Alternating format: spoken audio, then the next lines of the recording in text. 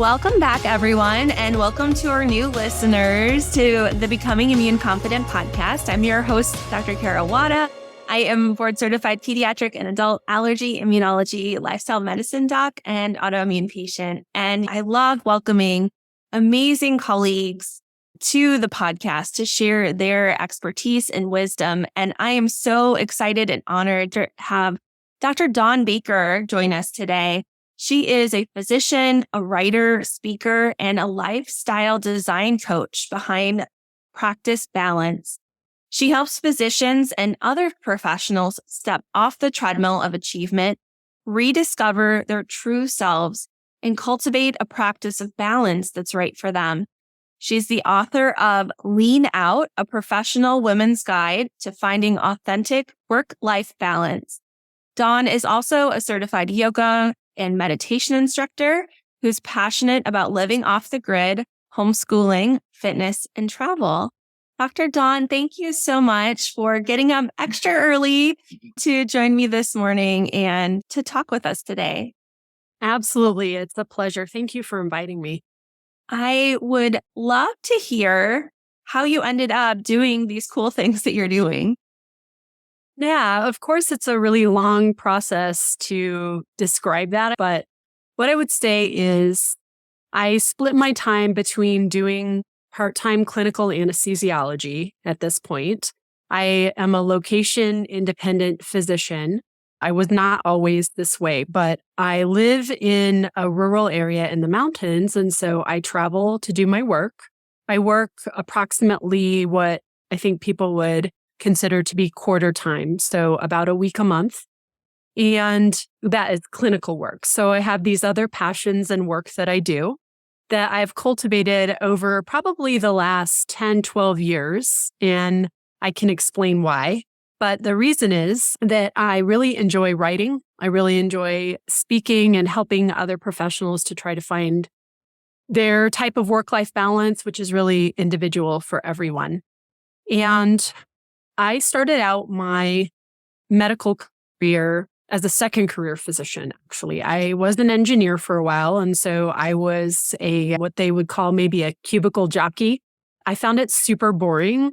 I decided that I really needed more, and I was at the same time doing an intense period in my life of rock climbing. And it was something that my husband introduced me to before we were even married.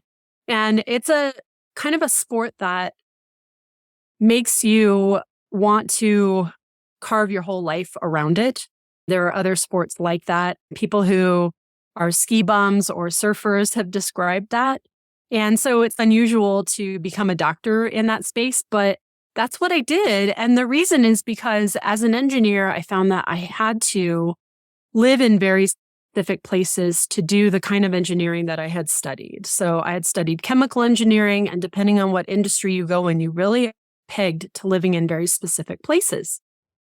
And so when I started traveling and going to all sorts of places, countries and other states, both rural and big cities to do rock climbing, I realized that I wanted to find a job that had that science aspect and also had a community aspect more so than what I was doing as an engineer. I was at the time making semiconductors that were faster for computer chips. And it just wasn't as fulfilling. And so I went into medicine, and I had no family that was in medicine or anything like that. I found some mentors and went to medical school, and really with the idea that it was going to give me some more location freedom.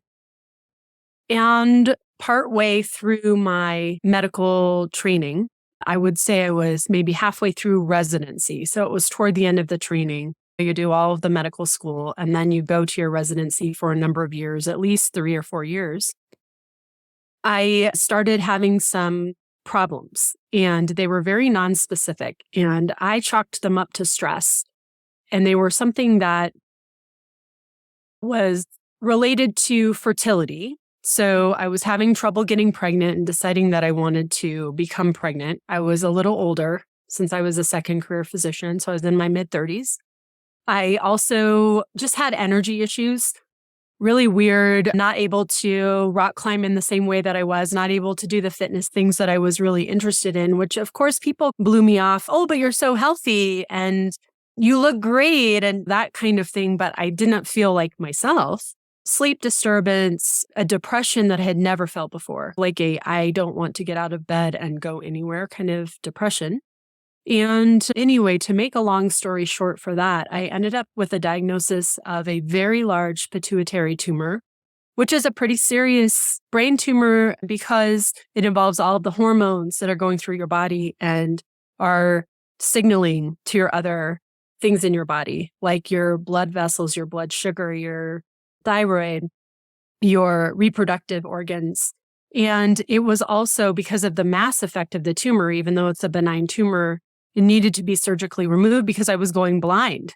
And I didn't even realize it. It was something that came on so slowly that I didn't really notice, but I knew that I was having trouble with my procedures at work. And some of the attendings and the people that I was training with were like, what is wrong with you? Why do you not understand this ultrasound or things like that? And in retrospect, it all got better after I had my surgery. So I think it was related to that, which is really my diagnosis was protracted by my own lack of ability to take care of myself. I didn't get the tests and get the scans that I was told to get on a timely basis. And so it was something that took a really long time. And that was something that I really learned from too.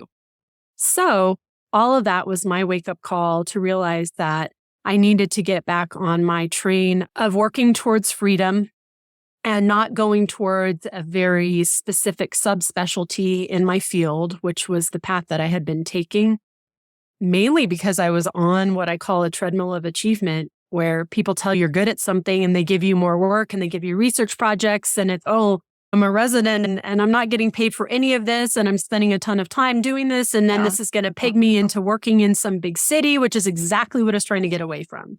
So I took myself out of all of those things. And I went back to deciding to finish my training, which I wasn't sure about at first, and then go into basic, general, bread and butter type of anesthesia, focus on my clinical work, hone that, and then build my family after I was finished with my training. Fast forward, it's been about 10 years, and now I have transitioned my career to be that location independent physician that I think I envisioned when I was first going into medical school. That's super cool that despite kind of some of these huge roadblocks, stumbling blocks, hiccups, however you want to phrase it along the way, that end goal or vision that you imagined is where you find yourself now. It's interesting. I hear so many similarities in my own resistance to getting some repeat labs and like looking into things a little bit more in my own diagnosis story as well. I would love to talk a little bit more about this idea of balance and maybe some insider wisdom you might have on cultivating balance, what it means. Maybe we can start with that. Yeah. Okay. My balance is definitely not going to be your balance, and it's not going to be anyone else's balance. And that was one of the things that I learned when I had my health crisis. I was really in this shame cycle of what is wrong with me and why is no one else affected so much by this stress? Or why do I need to slow down? Or why do I need things to be a certain way as far as the number of roles that I take on? So that was my first lesson. And that was one of the things as to why I wanted to start writing about balance. And I started that, I left this out of my story, but I started that when I was at the end of my training and I had these problems because I really thought that all of it was related to burnout. And I started studying it. And just like you, I really wanted to help myself by helping other people. And it ended up morphing into a lot more than what I expected. Besides the fact that it's really individual and it's very relative between people, is that it is something that is mainly, I like to call it like an orchestra. It's a lot of different roles that you're taking on. It's a continuous moving process and a moving mechanical thing. And I use the orchestra analogy because there are lots of different instruments in the orchestra. So those go with your different roles that you have. So you're a mom or a dad, and you're in your profession, you have your job, you have the things that you're interested in personally, like athletics or like doing art or some other hobbies or things like that. And you have all those. And then on top of that, you have other roles in relation to other people, like you're a daughter or a son, or you're a sister or a brother, or those different things. And so sometimes the certain instruments are going to be playing louder than other times, but not at any sustainable period are all of the instruments playing at once. Now, there are times in an orchestra, and I actually grew up playing in an orchestra. I played the cello, but in a really smashing symphony where they're all playing at the same time, but it's not for the whole song because that would be crazy. So that's the way that I like to put it. And it's an ever-changing thing. That is such a beautiful analogy. And I think it's in such contrast to my very initial conversations I can remember having about balance. In particular, was one of my dear college professors. I went to a really small college where it was actually smaller than my high school. So I had really meaningful relationships with a few of my professors that I still keep in touch with. And I remember one of those mentors, she was a mom of 3 boys. I babysat for them on occasion. And I had this vision and the analogy that I thought of as balance as a plate. And my plate, or whatever it is that we're supposed to be using now for nutrition, maybe, and shifting pieces of the pie. And I remember her telling me that there's no such thing as like a singular balance, that it will always be evolving and changing. But I think that taking it to that next level and really thinking of the symphony, and I had Beethoven's Fifth coming into play. We were talking about that, or the occasions when my daughter is trying to practice the piano, but asked me to pull out my old flute and play a little bit, and how that all just beautifully, we can turn down the volume, pick up the speed, and it's just brilliant. Yeah. And the other thing is that if you know anything about those symphony and music things, the thing that you say that you're doing when you're not playing is called rest. It's very appropriate. We all need to rest certain roles at times. You even need to rest our whole bodies at times. And I really like using that analogy.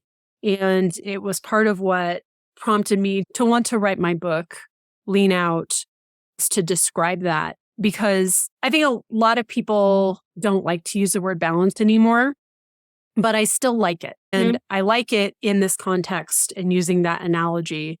And I still use the word all the time. It's in my book title, but some people are like, balance is a bad word. It's not realistic. And it is. It's just that it's ever changing. And your balance is not always going to feel necessarily great, but it is what it is at the time. I have to say, I personally am a big fan of the word balance in lots of contexts, in this context, but I also will joke about using it rather than immune boosting. We like to talk about balancing because so often, what we're talking about with allergies or autoimmune situations or other inflammatory diseases is the volume's turned up. We want to turn it back down or get things back into more of like homeostasis. It's just what our bodies aim for when we have the right environment and tools and things to help us get there. Let's go back a little bit. I would love to talk a little bit more about the treadmill of achievement, because I think that obviously, as you were talking about it, I was like, oh my gosh, totally hits here. But I think also is a big thing that comes up with a lot of our listeners too, kind of our A-plus personalities in the traps that has us falling into sometimes. Yeah, absolutely. So the treadmill achievement is something that I decided to call this thing that a lot of us get on.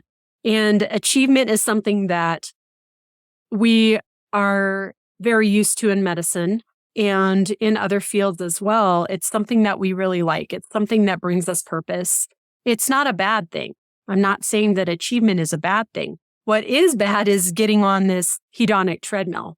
So hedonic adaptation is where you have something like, let's use it in terms of buying a new car. You buy a new car, you've been really wanting it, you've been fantasizing about it, you think about the car, and then you get the car finally, and your happiness is boosted for a period of time, or you're feeling sense of purpose or sense of fulfillment in terms of if you analogize it to achievement. But over time, that goes back to your baseline level. And this is something that psychologists have found in their research. And it's the same with achievement, where you achieve and you get that sense of purpose, or you get that sense of value and that feeling of fulfillment. But then over time, it fades. And then our work changes. Our work, something like work roles are shifted without us even having a say in it, those kind of things. And then they can really upset people because over the time on that hedonic treadmill, their sense of self-worth has really gotten wrapped up in that achievement. And then on the external side, as you achieve more, what are you rewarded with? More work. You're rewarded with more responsibilities and more things to do because, oh, you can handle it. You're doing great. Oh, we would love for you to chair this committee or do this other thing. And we want to say yes because we want to help. We love that feeling, but we don't always, we should not always say yes, basically. Yeah, I think one thought that I continuously have been trying to get my brain back to over the last couple of years is when I'm asked to do something, is this an opportunity that has my soul lit on fire? Is it something that, is a hell yes, as opposed to meh? And then the second thought is like, is this in line with how the values that I want to really lean in towards? And if not, then it is, to use your words, something that I want to kind of lean back from or lean out from. Yes. Now you're getting to the title of my book. And the reason I chose Lean Out is because if you read Lean In, the famous tome by Sheryl Sandberg, came out in maybe 2012. I can't remember exactly. She talks about the opposite of leaning in as being leaning back at the boardroom table, shrinking back. Oh, I don't want to take on that responsibility because I don't think I can do it, or I'm not having the right level of confidence and those kind of things. And I definitely think that confidence can be an issue for women professionals, but I do not like the term lean back because to me that implies laziness. That implies that that whoever it is that is in this position choosing to lean out, that they are being lazy, that they're being selfish, things like that. And so I wanted to choose leaning out because I feel like it's mixing lean back and opt out. Sometimes you have to just say, I'm not going to do that. You have to learn how to say no. And in my book, I do have a whole section about different ways that people can learn how to say no. And what you just mentioned, the hell yes or meh, that idea, I think is very important. And there are a lot of things written about that. I don't actually talk about that, but it's implied in my book.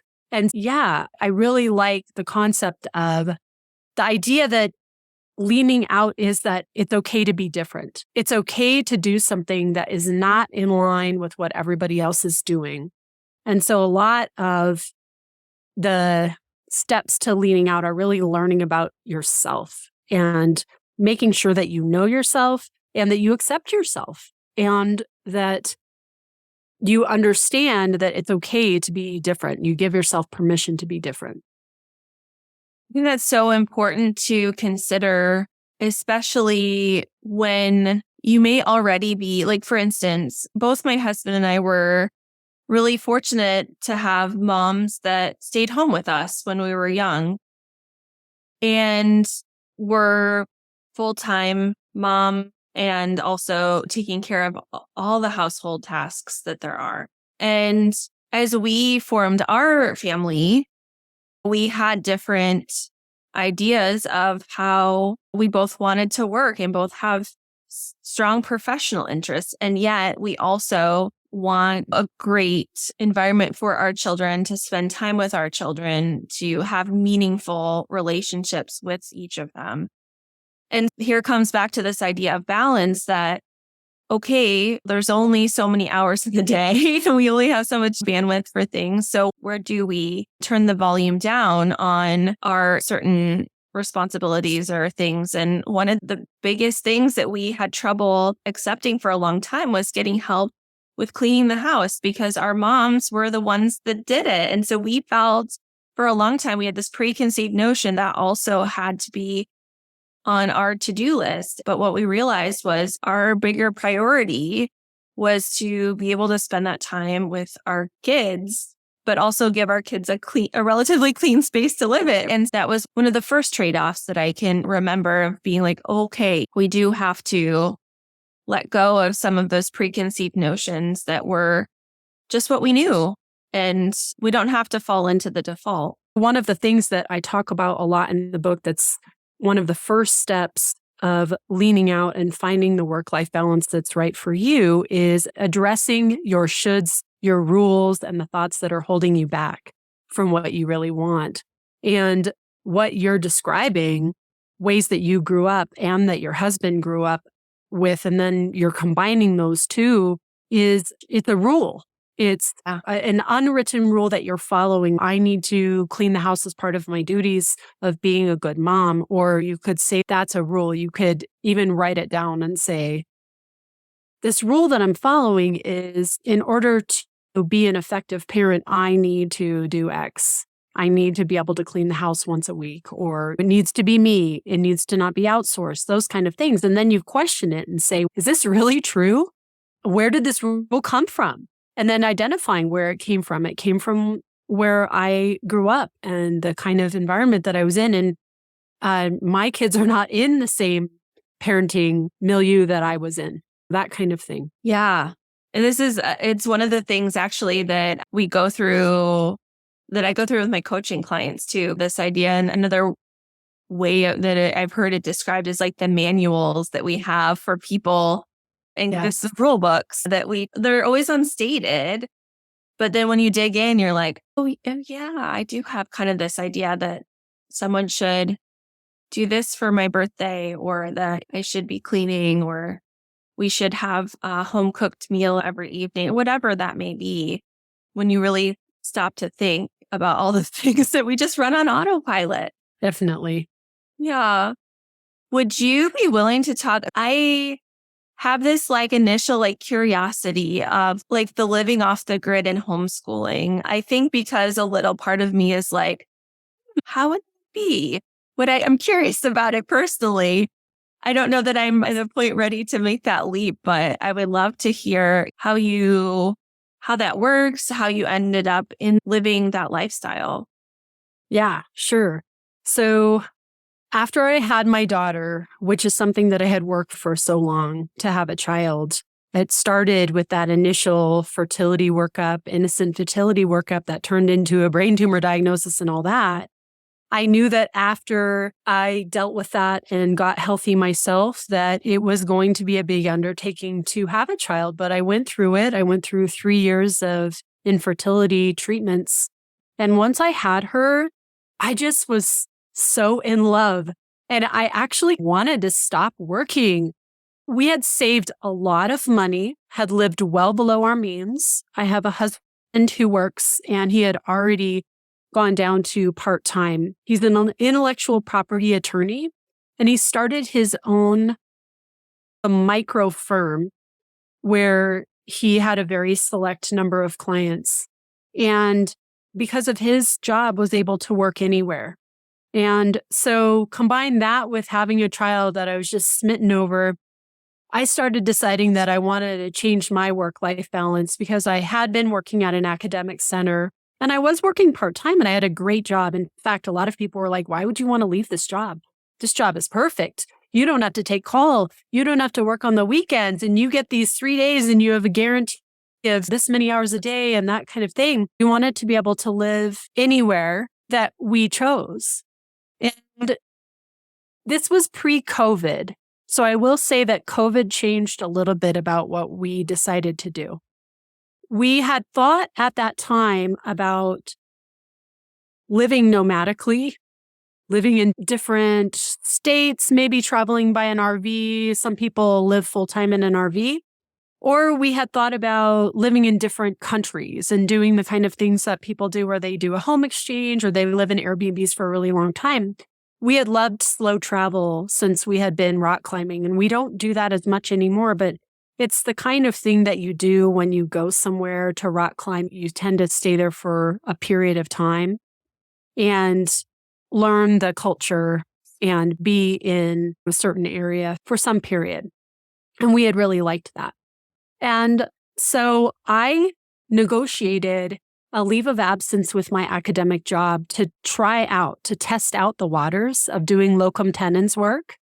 And I don't think that I would have wanted to do that straight out of my training because I did not have the confidence. I didn't have the volume under me, the procedures and seeing the things and then going and being in an unfamiliar environment. So I'm really glad I did things the way that I did. But I do feel like I'm where I had initially envisioned to be now, which is moving around, traveling around to different places to work. I tend to work so as far as now what my life looks like, because of COVID, we bagged the travel.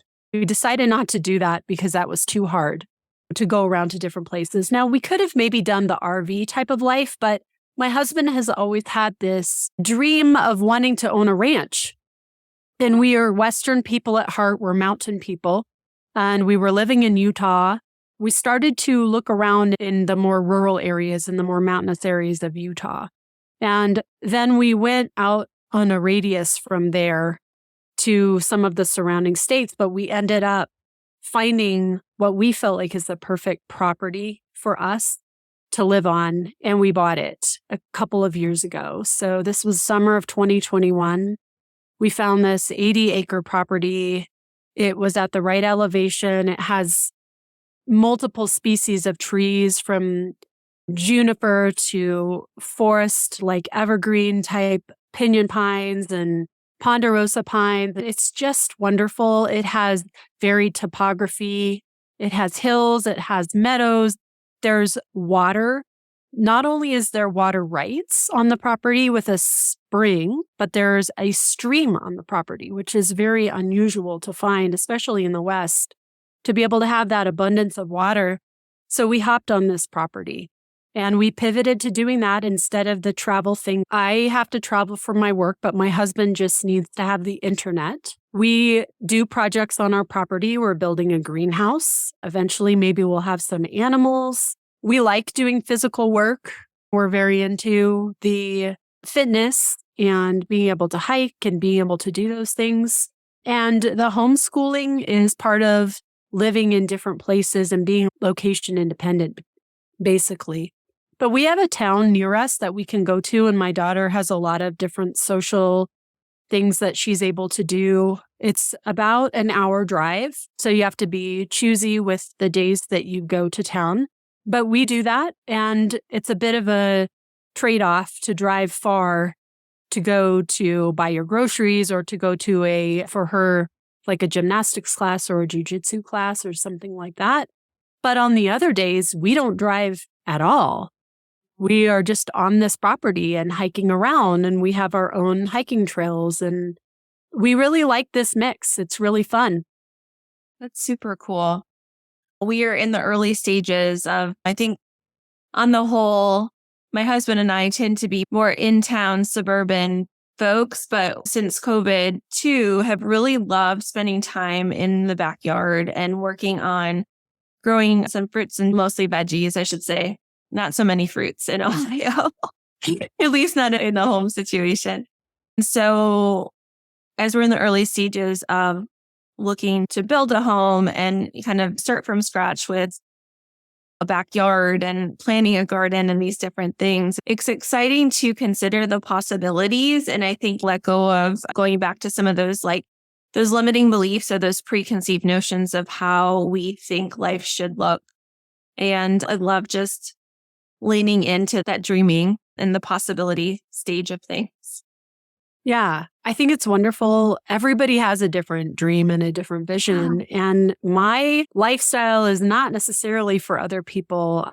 I've shared where we live and the kind of things that we do with people in different online Facebook groups for physicians. And then people say, oh, that sounds really dreamy, but I could never do that. And I totally respect that. That's great. I think our parents think we're crazy, but it's been really fun. I like to call it counterculture professional because nowadays counterculture is not hippies and biker gangs. Nowadays it's doing something that's a little bit off the beaten path of that typical treadmill of achievement. Yeah. Well, and I think what I get sometimes is folks look at me like, okay, what are you doing? You're in academics, but you have a business and you're doing kind of some of this other stuff. They don't know what to do with that. I've had that response from, for instance, certain nonprofits that I've looked at trying to partner with. And they're like, we don't really know what to do with you. Are you for profit or are you for academics? And I'm like, I'm both. Yeah, everybody wants to label. And they want you to fit into an easy category and into an easy box. The question I get a lot nowadays when I go and work at a hospital in the city is, oh, where else do you work? And I'm like, this is it. This is like what I do. I have a regular locum position right now that I have 2 different ones and they're just recurring at 2 different locations. People are like, where else do you work? What is your other job? They can't get it. And when you tell them, there's just like a blank look on their face. I enjoy like doing coaching like you do and doing speaking engagements. And I'd like to start offering mindfulness and yoga at retreats if I could, or maybe have a retreat on our property. There's so many. We just have a lot of work to do.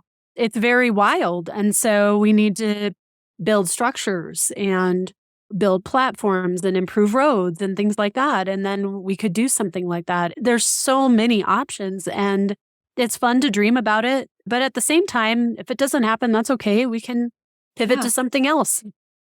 Yeah. Just pop up a few yurts. We'll be good to go. Yeah, we thought about it for sure. It may happen. You'll have to keep me in the loop because I think that would be incredible. And admittedly, I have not spent really much time at all out west. Like the little sprinkles of experiences I've had have been wonderful, but that is an area of the country that I had never been west of Iowa until I was in medical school. So kind of depressing. Dr. Dawn, this has been a true delight. I am so glad that we were able to connect and talk this morning. And I would love, I'm sure our listeners are wondering, where can they find Lean Out? Where can they connect with you and continue this conversation with the awesome things you're putting out in the world? Thank you so much again for connecting with me too. I really appreciate it. It has been such a fun conversation. And I would love to have you on my podcast as we discussed offline. I have a podcast called Lean Out as well. My book is available on Amazon. It's currently in print and e-reader format, audiobook to come. And everything, if you forget the name, can be found on my website, which is a long-standing blog called practicebalance.com. That's the name of my company that I started many years ago when I was wanting to share all of these wellness types of experiences and information with people. There's 10 plus years of content on that blog of all different types of subjects from infertility to stress, work-life balance, wellness topics like fitness, even just the kind of things that I follow and experiment with over time with health and nutrition. And you can find me on the most active social media platform because I love taking photographs of my property you can look at those on Instagram, and my handle is Practice Balance. I can't wait to finish reading Lean Out. It is in my e-reader, which is my part of that, finding that balance of before bedtime. And yeah, thank you so much, Dr. Dawn. I can't wait to talk again. And we will link to all of those in the show notes so you don't have to go looking for them anywhere. You can just click on the links, and we'll talk again soon. Thank you so much. If you are loving this mix of self-discovery and science found here on the Becoming Immune Confident podcast, I'd love to invite you to sign up for my email list. Hop over to drkarawada.com and hit subscribe to ensure you don't miss out on any insights into new immune system science or how we can harness healing through our daily habits. Are you ready to feel confident, energized, and more like that BA that you used to be?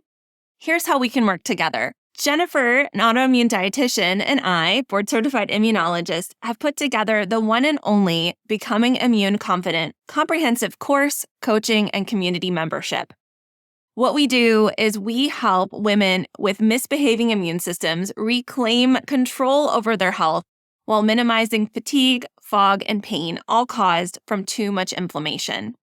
So if you are ready to have confidence and clarity around your immune system health and a sense of certainty, knowing that you are doing the best for your health and the health of your family, hop over to immuneconfident.com for details on how we can work together.